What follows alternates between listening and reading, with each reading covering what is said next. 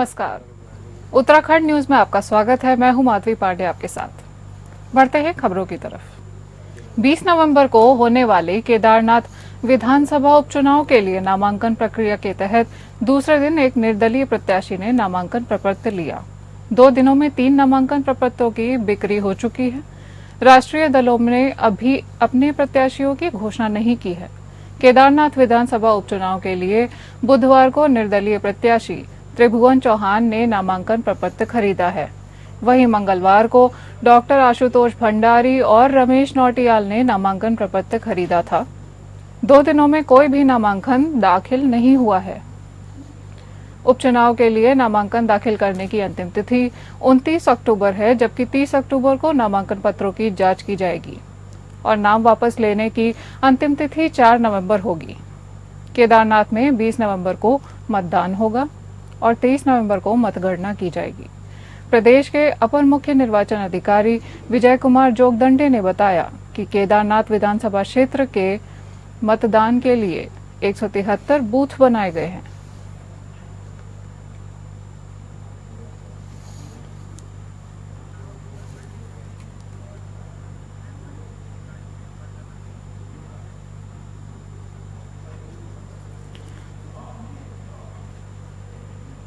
आपको बता दें कि 20 नवंबर को होने वाले केदारनाथ विधानसभा उपचुनाव के नामांकन प्रक्रिया के तहत दूसरे दिन एक निर्दलीय प्रत्याशी ने नामांकन प्रपत्र लिया। 2 दिनों में 3 नामांकन प्रपत्रों की बिक्री हो चुकी है। राष्ट्रीय दलों ने अभी अपने प्रत्याशियों की घोषणा नहीं की है। केदारनाथ विधानसभा उपचुनाव के लिए बुधवार को निर्दलीय प्रत्याशी त्रिभुवन चौहान ने नामांकन प्रपत्र खरीदा है। वहीं मंगलवार को डॉक्टर आशुतोष भंडारी और रमेश नौटियाल ने नामांकन प्रपत्र खरीदा था। 2 दिनों में कोई भी नामांकन दाखिल नहीं हुआ है। उपचुनाव के लिए नामांकन दाखिल करने की अंतिम तिथि 29 अक्टूबर है, जबकि 30 अक्टूबर को नामांकन पत्रों की जांच की जाएगी और नाम वापस लेने की अंतिम तिथि 4 नवंबर होगी। केदारनाथ में 20 नवंबर को मतदान होगा और 23 नवंबर को मतगणना की जाएगी। प्रदेश के अपर मुख्य निर्वाचन अधिकारी विजय कुमार जोगदंडे ने बताया कि केदारनाथ विधानसभा क्षेत्र में मतदान के लिए 173 बूथ बनाए गए हैं। हमारे संवाददाता सतीश कोठारी फोन लाइन पर ज्यादा जानकारी के साथ जुड़ चुके हैं। सतीश, केदारनाथ चुनाव में कांग्रेस और बीजेपी उम्मीदवार तय नहीं कर पा रहे हैं, इसका कारण आखिर क्या है? देखिए, मैं बात करूं भाजपा कांग्रेस की, तो जिस तरीके से भाजपा कांग्रेस में कैंडिडेटों की लगातार वो चल रही है कि कौन किसको बनाया दिया जाए, जिस तरीके से, क्योंकि लगभग 5 से 10 ऐसे हैं जो लोग लगातार कह रहे हैं कि हमें टिकट दिया जाए, चाहे मैं भाजपा की बात करूं चाहे कांग्रेस की बात करूं। लेकिन वहीं भाजपा ने, कांग्रेस का कहना है कि हमने 3 लोगों का नाम पैनल में रखा है। वो केंद्र नेतृत्व को दिया गया है। कल केंद्र नेतृत्व के साथ बैठक भी थी।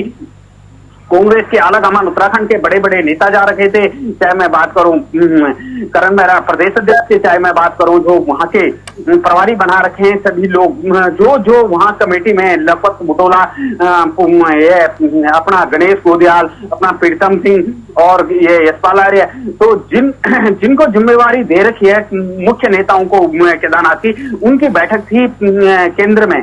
जिस तरीके से उन्होंने चर्चा करी तो उसको देखते हुए ये लग रहा है कि अभी जल्दी 28 तारीख से पहले किसी की भी नाम की घोषणा नहीं हो पाएगी, क्योंकि ये असमंजस चल रहा है कि किसको टिकट दिया जाए और किसको नहीं। वही हाल भाजपा का भी है। भाजपा के 5 नाम पैनल में है। अपना पूर्व विधायक शैला रानी रावत की बेटी और साथ ही ये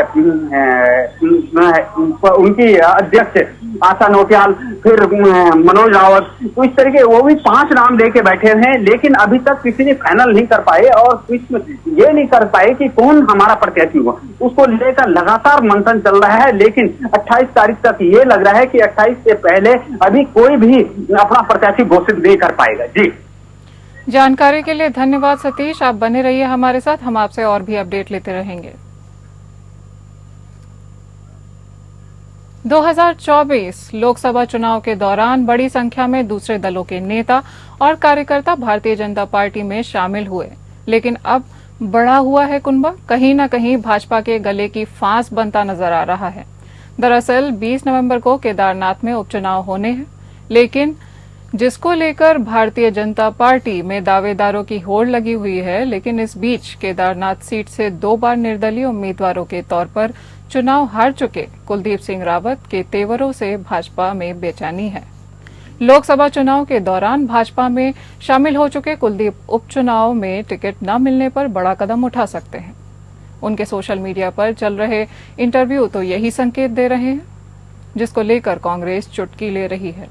कांग्रेस प्रदेश अध्यक्ष करण माहरा का कहना है कि हकीकत यही है कि भारतीय जनता पार्टी में काफी असंतोष है। उन्होंने कहा कि उपचुनाव के लिए दिवंगत विधायक शैल रानी रावत की बेटी तैयार कर रही है। कुलदीप रावत तैयारी कर रहे हैं, आशा नौटियाल और अन्य दावेदार भी तैयारी कर रहे हैं।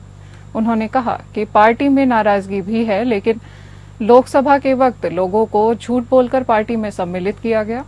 सपने दिखाए गए कि आगे आपको मौका मिलेगा, लेकिन सब झूठ निकला। माहरा ने कहा, कांग्रेस मुक्त भारत कहते कहते भारतीय जनता पार्टी कांग्रेस युक्त पार्टी हो गई है।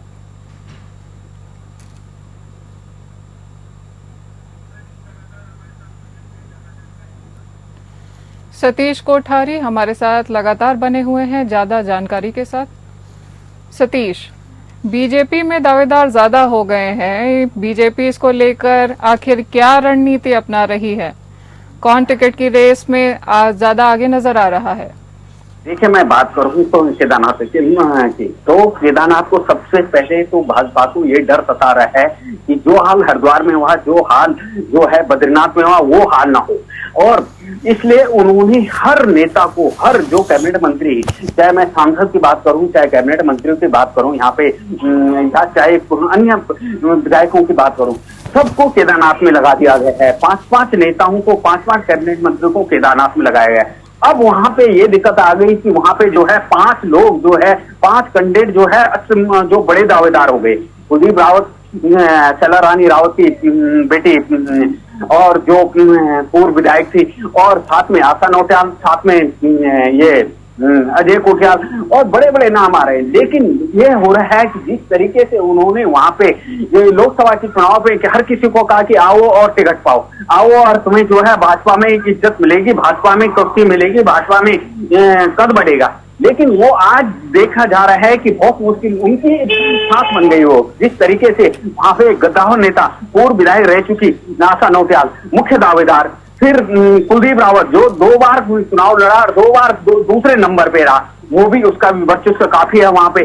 फिर जो शैला रानी रावत की बेटी जो पूर्व विधायक हैं, उनका साथ उनका कहना है कि हमारे पास में जो है मां की बदौलत सारे जो वोटर हमारे पास हैं।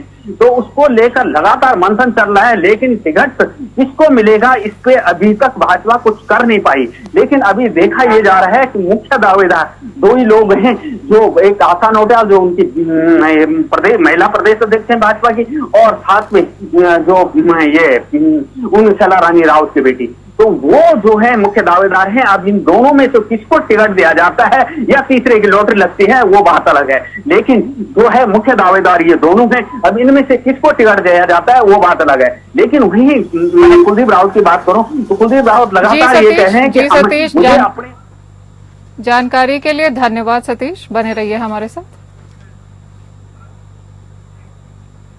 धामी सरकार की कैबिनेट के द्वारा मलिन बस्तियों को राहत देने वाला अध्यादेश लाने के बाद मलिन बस्तियों के लोगों के कैबिनेट मंत्री गणेश जोशी के आवास पर मंत्री का आभार प्रकट किया और उन्हें मिठाई खिलाकर शुभकामनाएं भी दी।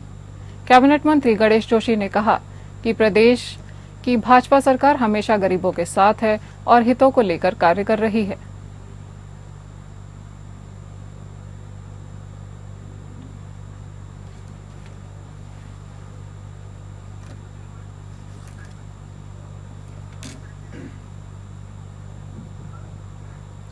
उत्तराखंड सरकार प्रदेश में जनगणना को लेकर अपनी तैयारी को पहले से ही दुरुस्त करने में जुटी हुई है। प्रदेश के जनगणना मंत्री प्रेमचंद्र अग्रवाल ने विधानसभा में जनगणना विभाग के अधिकारियों के साथ बैठक कर उन्हें कई दिशा निर्देश दिए। इस मौके पर मंत्री अग्रवाल ने कहा कि केंद्र सरकार से कभी भी जनगणना के संकेत मिल सकते हैं। ऐसे में हमें पहले से ही इसको लेकर तैयार रहना होगा। उन्होंने कहा कि 2021 में कोविड के कारण जनगणना नहीं हो पाई थी, लेकिन आने वाले कुछ समय में जनगणना के आदेश मिल सकते हैं। मंत्री ने कहा कि जनगणना 2 तरह से की जा रही है, जिसमें पहले दौर में मकानों की स्थिति और उनकी गणना की जाती है, जबकि दूसरे दौर में व्यक्तियों की गणना की जाती है। उन्होंने कहा कि जैसा ही केंद्र सरकार से आदेश प्राप्त होंगे, हमारा विभाग जनगणना के कार्य में सक्रिय हो जाएगा।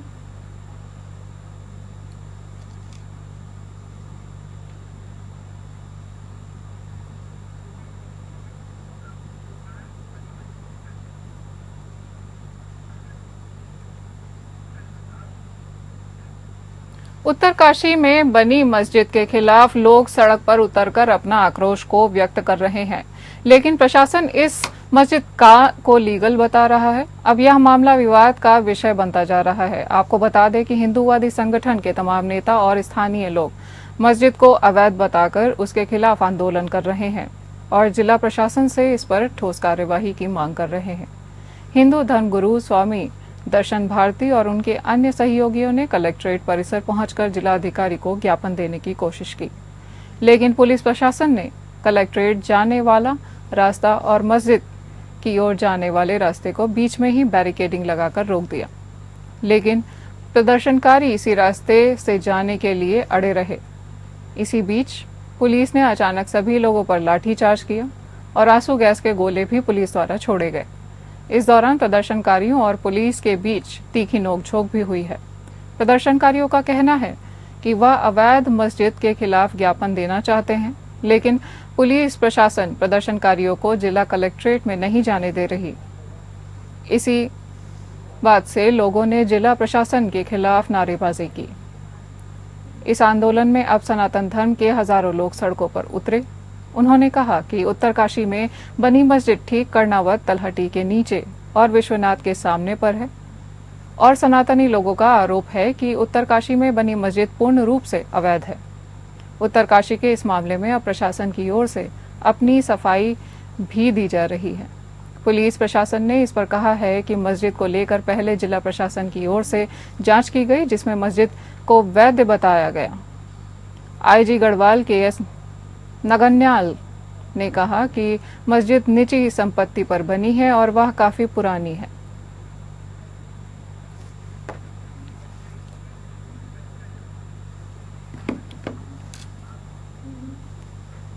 उत्तराखंड में सख्त भू कानून लागू करने और मूल निवास 1950 लागू करने सहित कई मुद्दों को लेकर राजधानी देहरादून के परेड ग्राउंड में सैकड़ों की संख्या में उत्तराखंड क्रांति दल के कार्यकर्ताओं सहित विभिन्न संगठनों के लोग एकत्रित हुए और वहां से मुख्यमंत्री आवास तक तांडव रैली निकाली गई।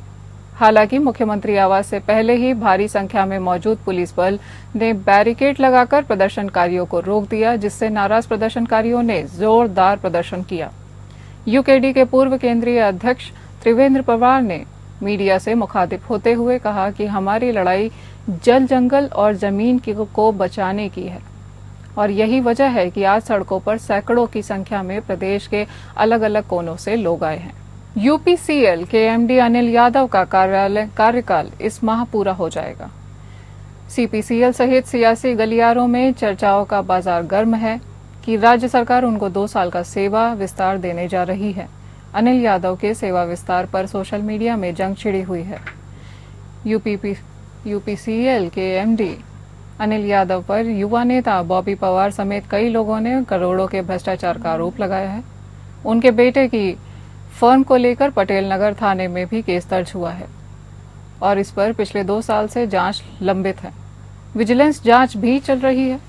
एडवोकेट सुनील गुप्ता ने दिल्ली में 28 मई को प्रेस वार्ता कर यूपीसीएल के एमडी अनिल यादव पर 200 करोड़ की संपत्ति बटोरने का दावा किया था। बॉबी पवार ने कुछ दिन पहले प्रेस कॉन्फ्रेंस कर अनिल यादव के आय से अधिक संपत्ति का मामला उठाया था। बॉबी ने अनिल यादव पर स्वयं पत्नी, पुत्र और पुत्री के नाम पर आय से अधिक संपत्ति बटोरने का आरोप लगाया था। भ्रष्टाचार अधिनियम के तहत उन पर जांच भी बैठी थी। यूपीसीएल एमडी अनिल यादव के सेवा विस्तार मामले में सत्ताधारी दल भाजपा और कांग्रेस के नेता एक साथ दिखाई दे रहे हैं। कांग्रेस के प्रदेश उपाध्यक्ष मथुरा दत्त जोशी ने कहा, सेवा विस्तार से जूनियर अधिकारियों का मनोबल टूटता है। उन्होंने कहा, यूपीसीएल के एमडी पर तमाम गंभीर आरोप हैं। यूपीसीएल में भ्रष्टाचार का बोलबाला है। उन्होंने कहा, विवादित और भ्रष्टाचारी अधिकारी को सेवा विस्तार देकर सरकार भ्रष्टाचारियों को पल्लवित और पोषित करने का काम कर रही है। भाजपा के धनपुर विधानसभा क्षेत्र से विधायक विनोद चमोली ने कहा कि वह इस बात के बिल्कुल पक्षधर नहीं है कि सेवानिवृत्ति के बाद अधिकारियों को सेवा विस्तार दिया जाए। सेवानिवृत्ति होनी चाहिए और उसके बाद दूसरे अधिकारियों को मौके मिलने चाहिए।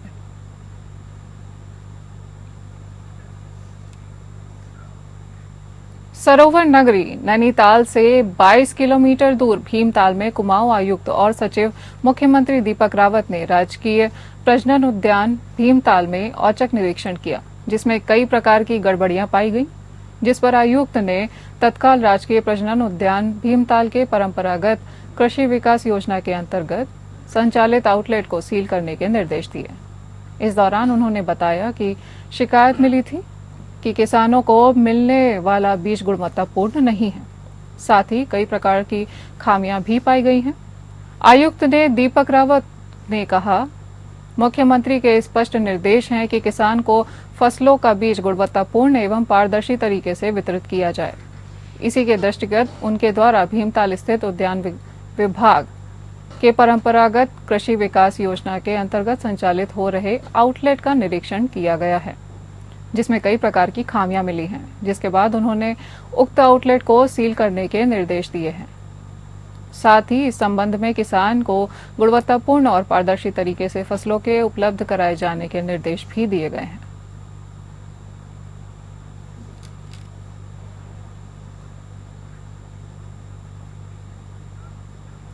प्रतिबंधित दवाइयों की बिक्री और मेडिकल स्टोरों पर हो रही अनियमितताओं की शिकायतों के बाद ड्रग इंस्पेक्टर अनीता भारती ने गुरुवार को पिरान कलियर में कई मेडिकल स्टोरों पर छापेमारी की।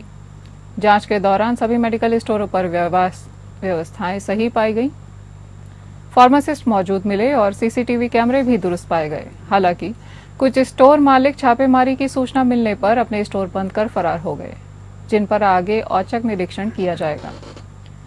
ड्रग इंस्पेक्टर अनीता भारती ने बताया, छापेमारी के दौरान स्टोरों में रखे दवाइयों के स्टॉक और उनके रजिस्टर की जांच की गई। यह सुनिश्चित किया गया कि स्टोरों में कोई भी प्रतिबंधित दवाई उपलब्ध न हो और सभी रिकॉर्ड सही हों।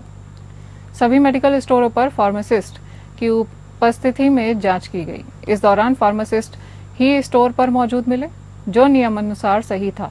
हालांकि स्टोरों पर व्यवस्थाएं सामान्य रूप से सही मिली, लेकिन कुछ छोटी मोटी कमियां मिली, जिन्हें तुरंत दुरुस्त करने के भी निर्देश दिए गए।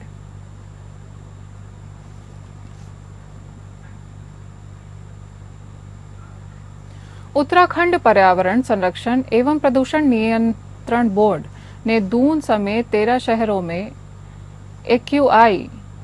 AQI की 24 घंटे थर्ड पार्टी मॉनिटरिंग शुरू कर दी है। इस तरह दीपावली से पहले और बाद में विभिन्न स्थानों पर वायु प्रदूषण की स्थिति परखी जाएगी। उत्तराखंड प्रदूषण नियंत्रण बोर्ड के क्षेत्रीय अधिकारी अमित पोखरियाल ने बताया कि देहरादून, ऋषिकेश और टिहरी में AQI की मॉनिटरिंग शुरू कर दी गई है। इसके अलावा राजधानी देहरादून के नेहरू कॉलोनी और घंटाघर में भी AQI की मॉनिटरिंग की जा रही है।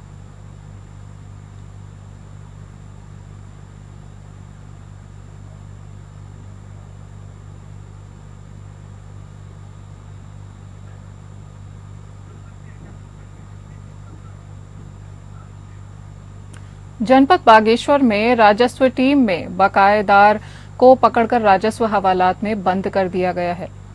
कपकोट तहसील में तहसीलदार के निर्देशन में राजस्व अमीनों द्वारा कपकोट सुपी निवासी राजू राम को 66,383 रुपए बकाया न देने पर राजस्व हवालात तहसील में बंद किया गया। यहां तहसीलदार राजेंद्र सिंह बिष्ट ने बताया कि अन्य 3 लोगों के खिलाफ लंबे समय से राजस्व बकाया था। 2 व्यक्तियों द्वारा कुछ राशि जमा की गई। वहीं तहसीलदार राजेंद्र सिंह बिष्ट द्वारा बताया गया कि अन्य जो व्यक्तियों बकायेदार और फरार हैं, उनके खिलाफ भी धरपकड़ की जाएगी। उत्तराखंड की मुख्य सचिव राधा रतूड़ी ने उत्तराखंड के सचिवालय परिसर में महिला स्वयं सहायता समूह द्वारा दीपावली उत्सव के लिए बनाए गए समाजवटी उत्पादों की प्रदर्शन का शुभारंभ किया। इस अवसर पर रतूड़ी ने महिला स्वयं सहायता समूहों से जुड़ी हुई महिलाओं का उत्साहवर्धन किया। मुख्य सचिव ने सभी प्रदेशवासियों से दीपावली के अवसर पर स्थानीय कारीगरों, विशेष रूप से महिला स्वयं सहायता समूहों द्वारा तैयार किए गए उत्पादों की खरीदारी का अनुरोध किया। इस अवसर पर सचिवालय के अधिकारी और कर्मचारी भी मौजूद रहे।